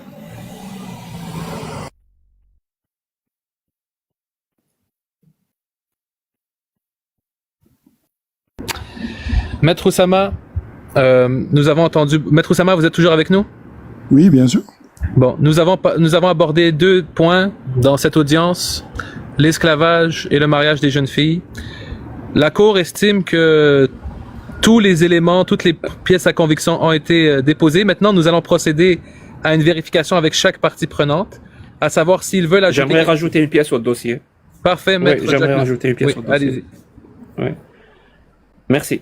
En fait, j'aimerais savoir si Maître Oussama est contre, par principe, contre la torture des êtres humains dans l'espace public, quel que soit le contexte. Ou est-ce qu'il est pour leur torture? Parfait, merci Maître Jack. Maître Oussama, la question vous a été posée. La parole est à vous. Bien sûr, je suis pas quelqu'un d'insensé quand même. J'ai fait la littérature française, j'ai fait du cinéma, j'ai fait du théâtre, j'ai fait de la musique. Et moi, quand je vois quelqu'un se faire juste gifler, et ça m'horripile. Vous voyez, je sais de quoi vous voulez parler. Vous voulez parler l'Arabie Saoudite, qui font des créations plein public, c'est ça? Eh bien, je te dis, je suis contre ça. Il n'y a pas de souci. Donc, quel que soit le contexte, aucun être humain ne mérite d'être torturé dans l'espace Jamais de la public. vie. Jamais de la vie. Merci. J'aimerais apporter à la Cour la pièce à conviction numéro 24-2. Parfait. Ça sera la pièce. Si Tony veut bien l'afficher. Parfait. Donc, c'est la pièce à conviction numéro 24-2. La greffière. Parfait. La greffière procédera à la mise en place de la 13e source qui est présentée lors de cette audience. Allez-y. Attendez, j'aimerais la lire. Oui. Parfait. J'aimerais la lire en arabe et monsieur va la lire en anglais. Pardon, en français. Parfait. Donc, Maître Jack va présenter... Attendez, désolé. Maître Jack va présenter la preuve. Ensuite, Maître Oussama, vous dialoguerez avec lui. Donc, Maître Jack, c'est à vous. Merci, votre honneur. الزانية والزاني فاجلدوا كل واحد منهما 100 جلدة ولا تأخذوا بكما رأفة في دين الله إن كنتم تؤمنون بالله ويوم الآخر ويوم الآخر وليشهد على لين وليشهد عذابهما طائفة من المؤمنين. Je dois le faire à l'aveugle, c'est pas facile d'avancer. Maître Oussama. Monsieur le juge, oui, Maître Tony. Qui lit? Est-ce que je lis en français? Je crois que Maître Jack le Fou voulait que Oussama traduise, je crois. Oui. Mais avant de procéder à la preuve, je voulais juste savoir si Maître Oussama avait une objection quant à cette preuve. Est-ce qu'il reconnaît que c'est une preuve fiable du Coran ou il croit que c'est inventé? Maître Oussama, avez-vous une objection quant à la recevabilité de cette preuve? C'est viable, oui, c'est viable. Parfait. Donc maintenant, je laisse le dialogue entre vous et Jack le Fou concernant cette pièce. La parole est à vous deux, vous pouvez interagir. Si Maître Oussama veut bien lire le verset en français.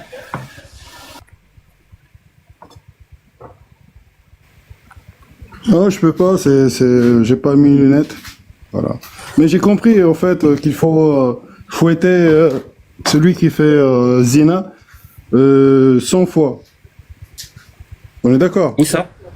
Où ça? Où est-ce qu'il faut le fouetter? Sur le dos, non? Oui, sur le dos, oui. Oui, mais dans la rue, et qu'un groupe de croyants assiste à cette torture. Oui, oui, j'ai compris, oui. C'est dans le Coran, oui. C'est vrai. T'as pas C'est dans le tort. Coran. Oui. Alors, Mais la c'est Cour dans la rappelle Sourate, que... c'est dans la Torah aussi. Hein. Oui, mais on n'est pas juif, donc on s'en fout. Ah, d'accord, très bien. Voilà. Oui, oui, je suis pas Non, juif. mais Je suis pas du les tout. Ni moi, chrétien, ni bouddhiste, ni c'est quoi rien. les origines? C'est quoi les origines? C'était la Torah. Oui, oui, oui. Très bien. L'essentiel, Sauf c'est que c'est un verset du Coran, on est d'accord. Oui, oui, c'est un verset du Coran. Très bien. Pas de souci, oui. La Cour aimerait rappeler à Maître Oussama qu'il avait pris une position claire contre toute forme de torture dans l'espace public, quel que soit le contexte. Avec cette position qui était la sienne, qui était très claire, très limpide, est-ce qu'il va la respecter et nous dire donc il est contre ce verset? Parce que ce verset, c'est de la torture dans l'espace public. Merci, Très bien, La Maître question, Jack. elle est claire.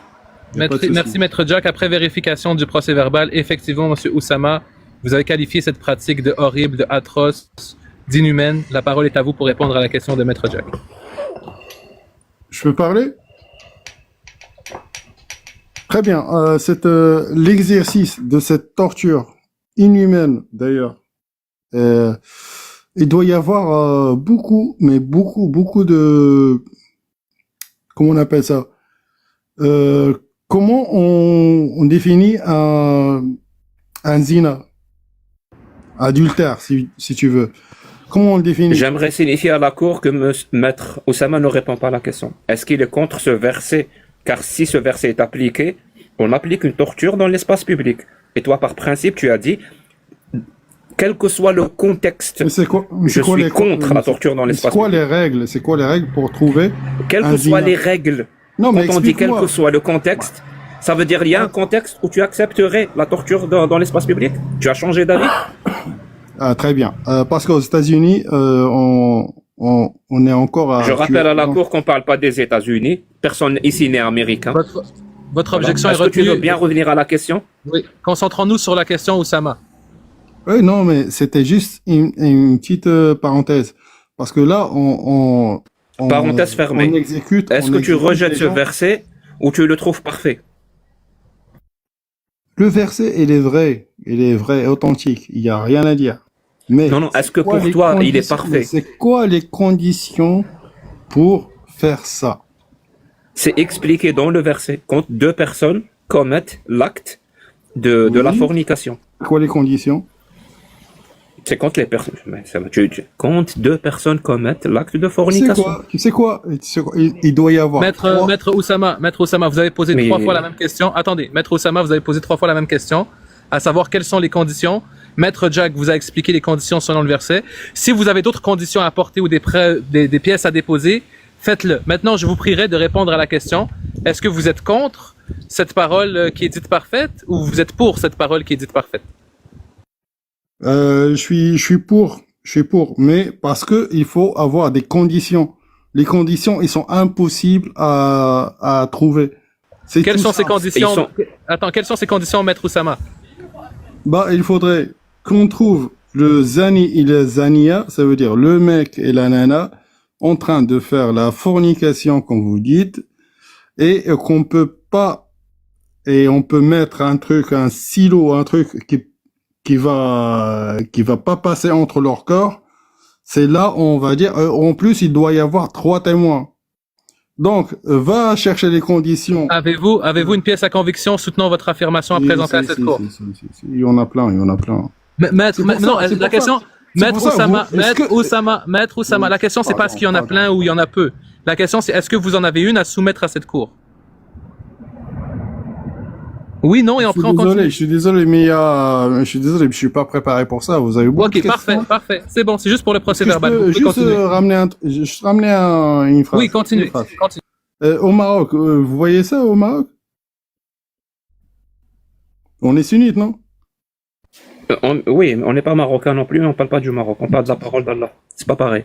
Non, mais le Alors, Maroc, c'est un je pays tiens à rappeler, islamique, non je tiens, non, mais il applique pas la charia, la charia. Donc, je Non, tiens mais à rappeler, attends, c'est un pays sunnite. non, c'est un pays nord-africain qui Oui, n'applique pas la d'accord, charia. bon. Il a une constitution. Laisse tomber, c'est bon. Oui, tu le savais pas, il coupe pas la main du voleur, il fouette pas les gens, C'est qui le voile coupe n'est pas la main des obligatoire. voleurs et tout ça De quoi tu, Si de le quoi tu Maroc, c'est un parles? pays musulman sunnite, vous me parlez de quoi après?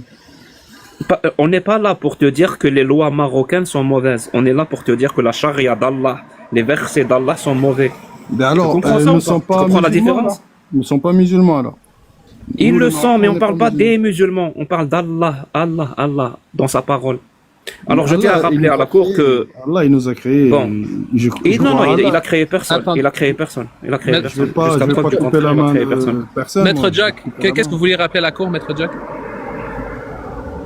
Merci. Je tiens à rappeler à la cour que, d'après, si je prends ce qu'il a dit pour vrai, alors que je sais pertinemment que c'est faux, parce que si on va aller voir les tafasirs, donc les exégètes de ce verset-là, 24 de chez At-Tabari, chez Al-Barawi, Al-Sa'di, Ibn Kathir, Al-Qurtubi et d'autres, Al-Jalalayn, c'est-à-dire tous les exégètes, il y a un consensus sur ça. Et les conditions pour appliquer ça, c'est soit 4 témoins, point, soit il y a un aveu, soit il y a des preuves visibles. Ça veut dire si une femme tombe enceinte alors qu'elle n'est pas mariée. Ça, c'est les conditions. Mais même si je vais dans son sens et je vais dire que il y a des conditions qui rendent l'application de ce verset impossible, je vais dans son sens. Hein.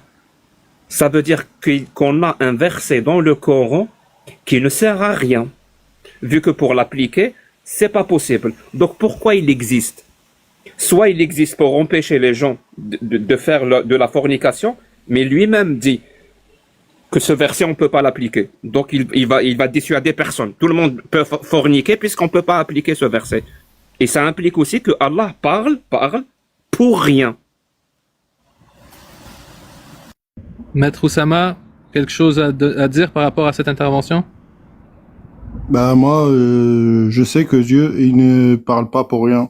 S'il a fait ce verset, s'il y a ce verset, c'est qu'il y a une raison.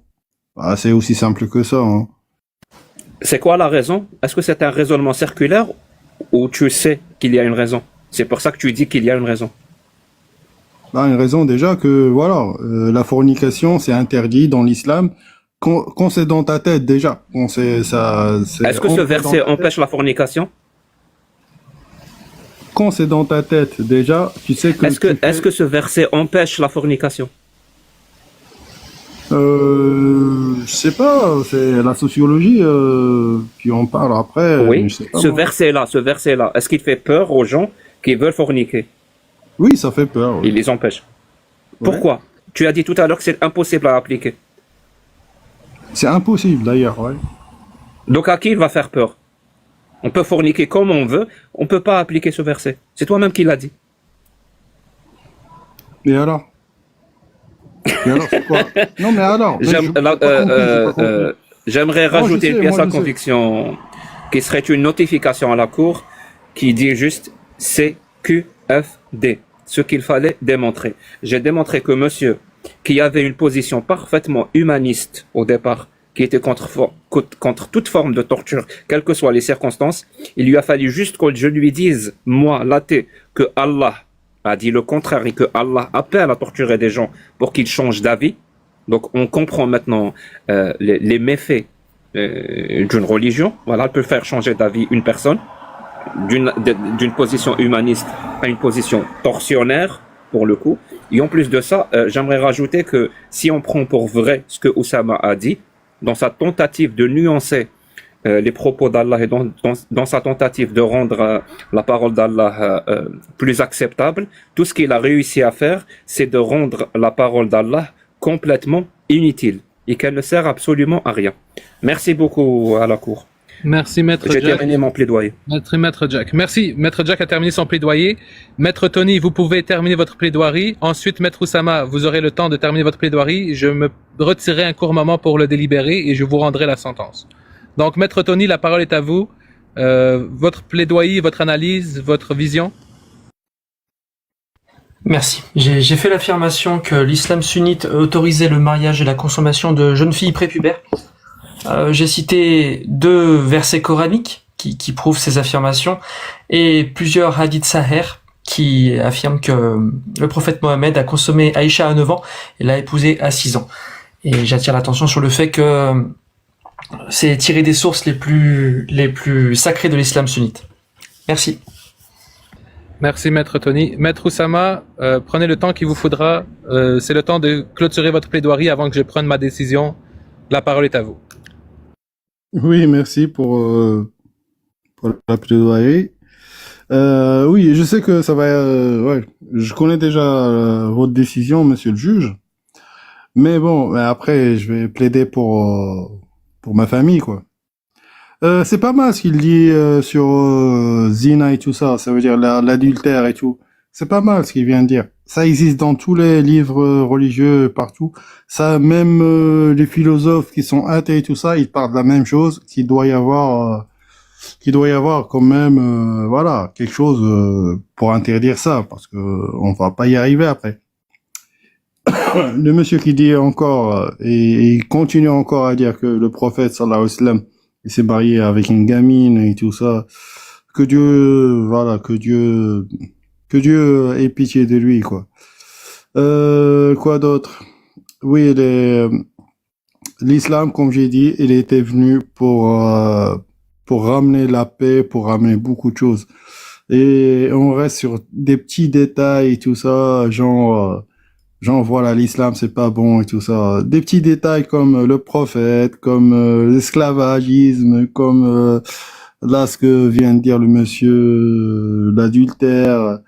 Et après, vous savez pas dans quelle époque est venu l'islam. L'islam, il est venu dans une époque où il y avait tout était permis, tout était permis.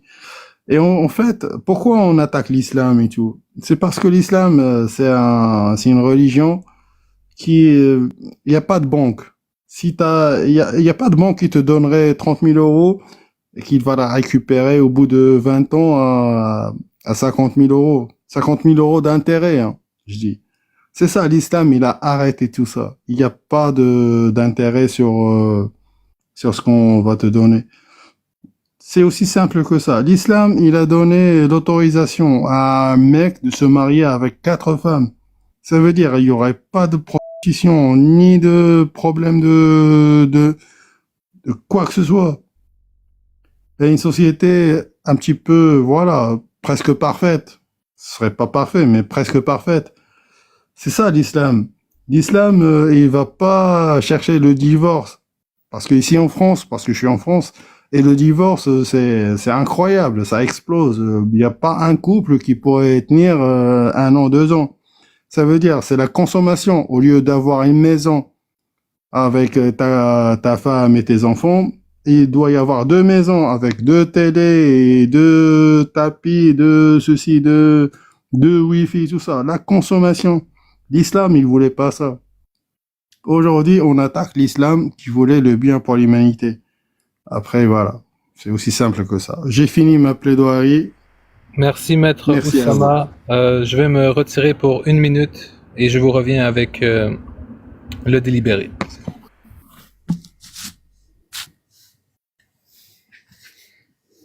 Le juge s'est retiré dans ses appartements pour écrire le verdict et trouver une sentence adéquate au cas qu'on a eu à examiner aujourd'hui, qui est est-ce que Allah est coupable de méfaits, est-ce que le prophète est coupable de méfaits, est-ce que l'islam est coupable de méfaits, ou alors, comme Maître Oussama l'a indiqué dans son plaidoyer, est-ce que vraiment l'islam est attaqué parce qu'il empêche les banques d'exister? Parfait, merci. Je suis prêt à déposer ma décision. La décision exhaustive sera publiée dans les jours à venir. Pour l'instant, voici l'important. Je demanderai de ne pas être interrompu. Pour la première partie de l'audience concernant l'esclave, Plusieurs preuves ont été présentées par Maître Cheikh al-Islam et Maître Tony Khan. Ces preuves n'ont pas eu d'objection, ils ont été enregistrés, ils ont démontré les affirmations qui ont été faites. De la part de Maître Oussama, que des affirmations, pas de preuves. En tant que juge qui respecte l'administration de la justice, je suis dans l'obligation de favoriser la preuve quant à l'affirmation. Pour ce fait, je réitère que l'islam ne peut pas être défendu en 2025 sur le poids de l'esclavage et que les arguments que Maître Oussama a fournis à la Cour ne sont pas convaincants. Certes, ils peuvent être personnels, ils peuvent être idéologiquement les siens, mais ils ne peuvent pas venir remettre en question le corpus des textes de l'islam sunnite. Concernant le mariage des jeunes filles, j'émettrai le même jugement. Plusieurs preuves ont été amenées, des traductions arabes ont été fournies, un spécialiste de la langue arabe est même monté. Nous avons fourni toutes les dispositions. Nous avons montré près de 6 pièces à conviction sur ce sujet-là. Du côté de Maître Oussama, toujours des beaux discours, des belles affirmations, mais aucune preuve. Pour considérer l'administration de la justice, nous devons mettre la preuve au-dessus de l'affirmation, et c'est pour cela que nous considérons que l'islam sunnite autorise le mariage des jeunes filles, et que Maître Oussama n'a pas réussi à démontrer le contraire.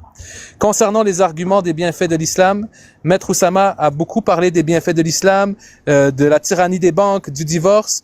La Cour tient à rappeler que cela est votre interprétation personnelle et pas un argument valable quant au corpus sunnite.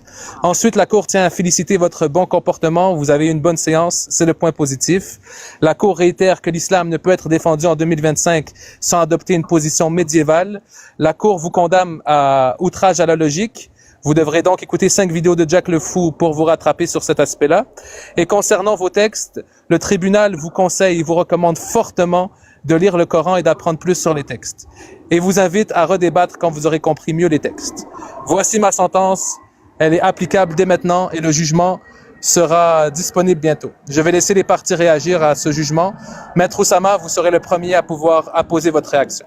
Mais avant toute chose, puisque je suis un juge démocratique, je suis un juge qui respecte l'administration de la justice, je vais faire un sondage.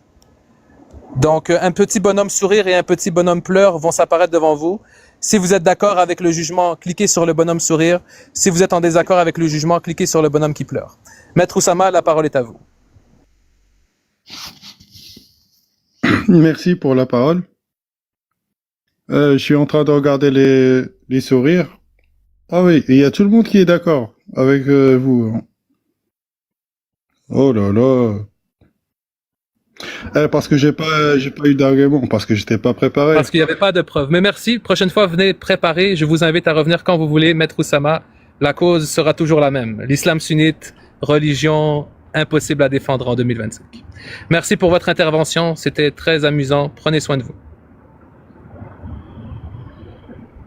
Merci, Maître Oussama.